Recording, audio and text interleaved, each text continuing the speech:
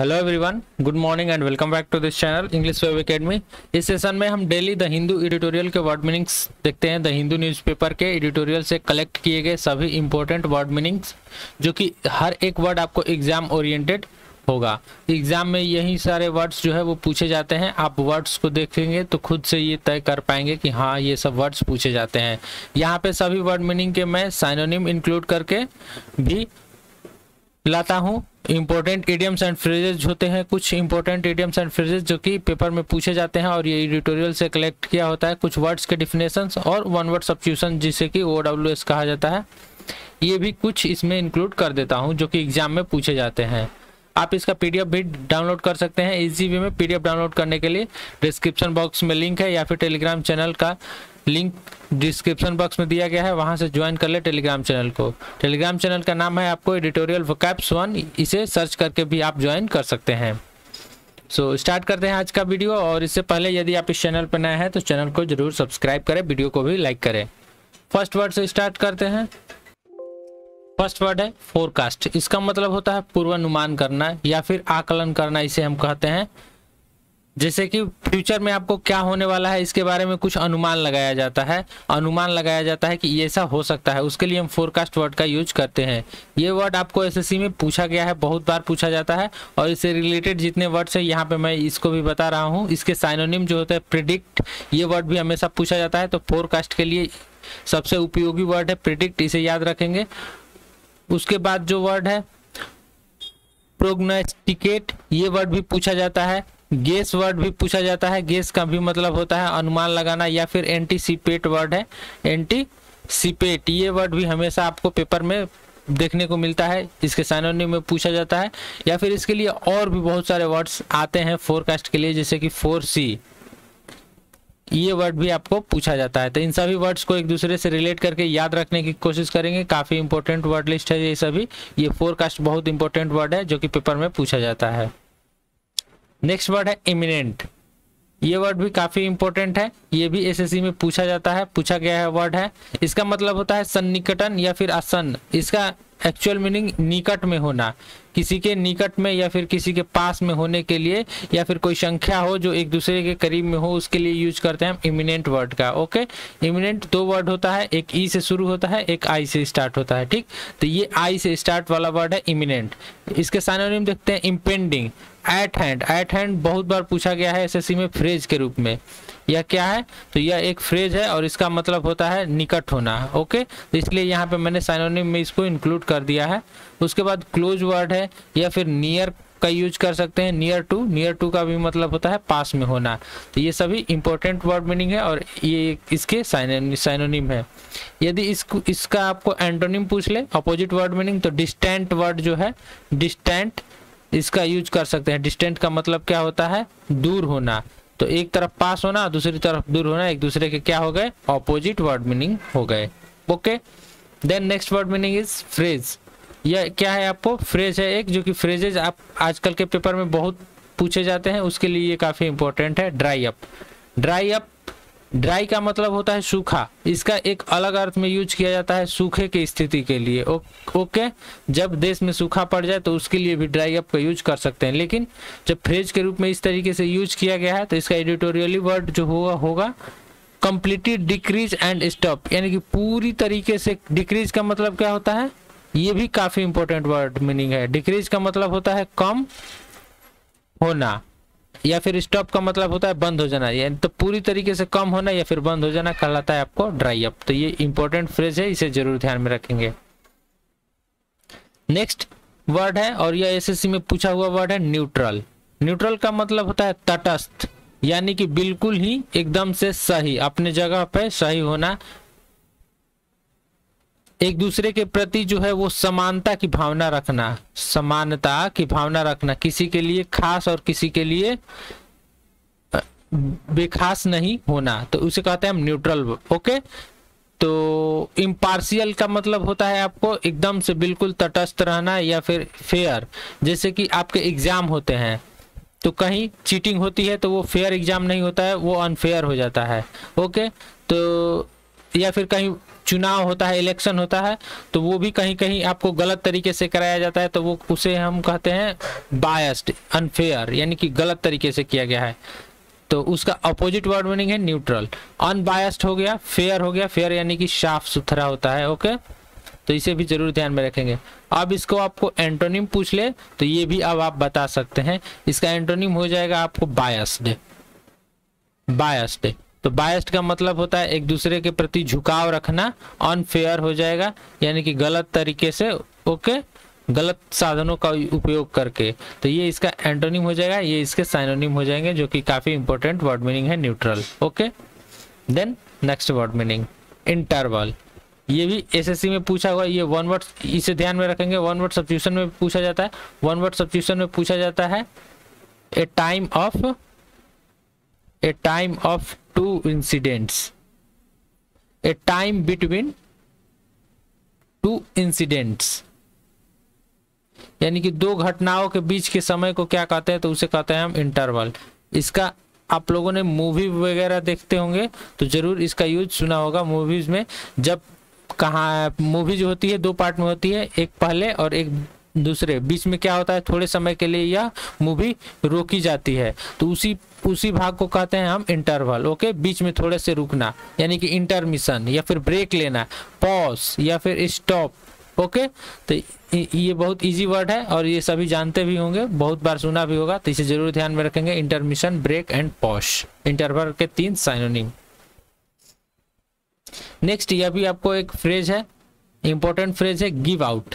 Give out it means कि distribute something, यानी कि लोगों में सामान को बांटना, कुछ चीजों को बांटना होता है, डिस्ट्रीब्यूट करना कहलाता है आपको गिव आउट। इजी है, याद रखेंगे, गिव आउट यानी कि बांटना, तो डिस्ट्रीब्यूट समथिंग। नेक्स्ट है फोर्टनाइट। ये आपको CHSL में अभी की बार ही पूछा गया था। CHSL में ये वन वर्ड सब्स्टिट्यूशन फोर्टनाइट ऐसे पूछा गया था। A period of 2 weeks is called, यानी कि दो सप्ताह के समय अंतराल को हम क्या कहते हैं, तो उसे कहते हैं फोर्टनाइट वन वर्ड में। तो इसे जरूर ध्यान में रखेंगे, काफी इंपॉर्टेंट फ्रेज है ये, एक काफी इंपॉर्टेंट वन वर्ड सब्स्टिट्यूशन है जो कि पेपर में पूछा जाता है। अब नेक्स्ट एक टर्म, एक डेफिनेशन है और वन वर्ड सब्स्टिट्यूशन में भी पूछा जाता है, इसे जरूर ध्यान में रखेंगे। मेट्रोलॉजिकल, इट मीन्स की relating to the branch of science concern with the forecasting of the weather, यानी कि मौसम पूर्वानुमान इसे कहा जाता है। मौसम पूर्वानुमान, मौसम का पूर्वानुमान करने वाले साइंस को हम कहते हैं मेट्रोलॉजिकल। मेट्रोलॉजिकल ये जरूर ध्यान में रखेंगे, मौसम पूर्वानुमान कहलाता है। वन वर्ड सब्स्टिट्यूशन में ये पूछा भी जाता है, ओके, कि the branch of science concern with the forecasting of the weather, यानी कि वेदर यानी मौसम होता है, मौसम के पूर्वानुमान करने वाले साइंस को क्या कहते हैं, विज्ञान को, उसे कहते हैं हम मेट्रोलॉजिकल, मौसम विज्ञान। Okay, then next word meaning is proclaim. ये वर्ड भी आपको एसएससी में पूछा हुआ वर्ड मीनिंग है, प्रोक्लेम, यानी कि औपचारिक रूप से किसी चीज की घोषणा करना। घोषणा करना मतलब किसी चीज के बारे में कहना, बताना।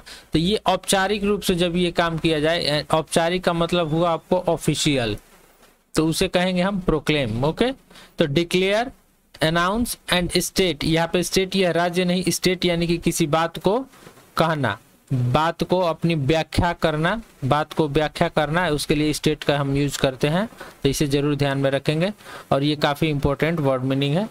ओके, प्रोक्लेम यानी कि डिक्लेयर, अनाउंस या फिर स्टेट। नेक्स्ट और एक न्यू वर्ड मीनिंग है जो कि आज आया था, वो था लॉपसीडेड, यानी कि एक तरफा होना होता है। एक तरफा होना यानी कि बिना किसी सिस्टम के, अनसिस्टमेटिकली के लिए यूज करते हैं हम आपको लॉपसाइडेड वर्ड का, यानी कि एसिमेट्रिकल और अनबैलेंस्ड। बैलेंस्ड मतलब होता है संतुलित, लेकिन अनबैलेंस्ड का मतलब होता है असंतुलित, यानी कि बिल्कुल भी सही ढंग से नहीं होना, उसके लिए यूज करते हैं हम लॉपसाइडेड वर्ड का। तो ये इंपॉर्टेंट है, न्यू वर्ड मीनिंग है, इसे जरूर ध्यान में रखेंगे। अब नेक्स्ट वर्ड मीनिंग है ऑब्सेंस। तो ऑब्सेंस के बारे में तो सभी जानते ही होंगे। ऑब्सेंस काफी इंपॉर्टेंट और इजी वर्ड है, एसएससी में बहुत बार पूछा हुआ भी वर्ड है। ऑब्सेंस का मतलब होता है अनुपस्थिति, अभाव या फिर कमी।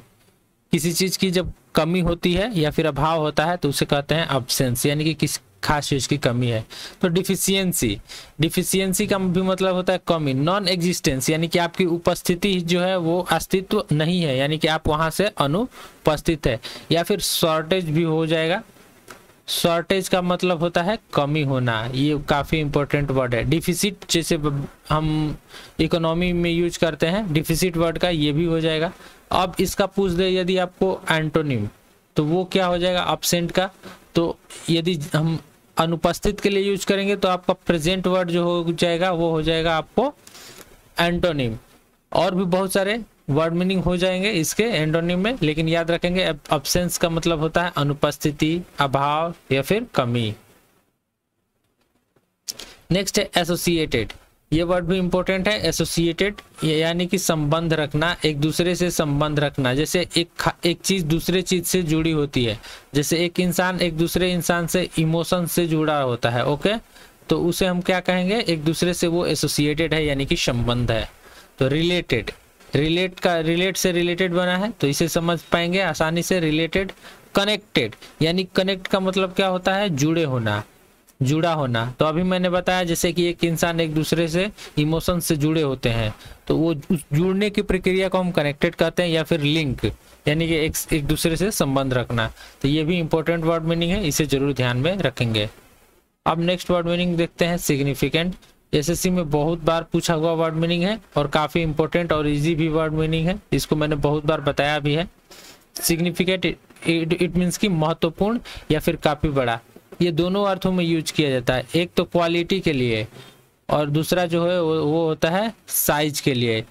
दोनों के लिए सिग्निफिकेंट वर्ड का हम यूज करते हैं। तो नोटेबल वर्ड हो गया, रिमार्केबल यानी कि जो महत्वपूर्ण हो उसे कहते हैं रिमार्केबल, या फिर नोटवर्दी हो गया, ओके। तो ये सभी इंपॉर्टेंट वर्ड मीनिंग है, इन सभी वर्ड्स को आप ध्यान में रखेंगे। एक दूसरे से संबंधित कहीं ना कहीं ये पेपर में आपको जरूर देखने को मिलेगा। सिग्निफिकेंट, नोटेबल, रिमार्केबल, नोटवर्दी या फिर इंपॉर्टेंट भी हो जाएगा। ये वर्ड मीनिंग्स आपको जरूर देखने को जरूर मिलेगा पेपर में किसी न किसी। अब नेक्स्ट और एक काफी इंपॉर्टेंट वर्ड मीनिंग है, वो है आपको इपोच। इट मीन्स की इतिहास का विशिष्ट युग या काल, a period of a long period of time, उसी को कहते हैं हम युग या फिर काल। A long period of time यानी बीते समय में, वो भी पास्ट के लिए यूज किया जाता है, एक लंबा समय अंतराल को, उसे हम कहते हैं एरा। एरा का मतलब होता है युग, टाइम, समय, एज, पीरियड, ये सब जो है वो इसके सिमिलर वर्ड मीनिंग में है। और ये वर्ड भी आपको बहुत बार प्रीवियस ईयर पेपर में पूछा हुआ वर्ड मीनिंग है। नेक्स्ट वर्ड मीनिंग है सर्टेनली, ये भी इंपॉर्टेंट है। सर्टेनली का मतलब होता है निसंदेह या फिर निश्चित रूप से। निसंदेह या फिर निश्चित रूप से यानी कि बिना किसी शक के, बिना किसी शक के, उसे हम कहते हैं एकदम श्योर हो। जैसे आप पेपर दे रहे हैं, कोई एग्जाम दे रहे हैं तो आप श्योर हैं कि मेरा इसमें रिजल्ट जो हो आ जाएगा, तो उसे कहेंगे सर्टेनली, यानी कि अनक्वेश्चनेबली, बिना कोई सवाल किए हुए, ओके। श्योरली यानी कि एकदम पूरी तरीके से 100% श्योर। अब नेक्स्ट और एसएससी के पेपर में आपको ये जरूर देखने को मिलेगा, यह जो इडियम है और काफी मोस्ट इंपोर्टेंट इडियम है, hit the nail on the head. It means की find exactly the find answer, find exactly the right answer, यानी कि सही उत्तर चुनना। सही उत्तर चुनने के लिए हम यूज करते हैं hit the nail on the head. याद रखेंगे, hit the nail on the head, find exactly right answer. ये बहुत बार आपको एसएससी में पूछा जाता है, तो इसे ये फ्रेज को ध्यान में रखेंगे। यहाँ पे टोटल वर्ड लिस्ट समाप्त होता है आज का। इसका पीडीएफ डाउनलोड करने के लिए हमारे टेलीग्राम चैनल एडिटोरियल वोकैब्स 1 को ज्वाइन कर ले। यहाँ से आप इसका टेलीग्राम चैनल पे से इसका पीडीएफ डाउनलोड कर सकते हैं। आपको ये वीडियो अच्छा लगा तो कमेंट बॉक्स में जरूर कमेंट करें। मिलते हैं अगले वीडियो में, बाय बाय, टेक केयर।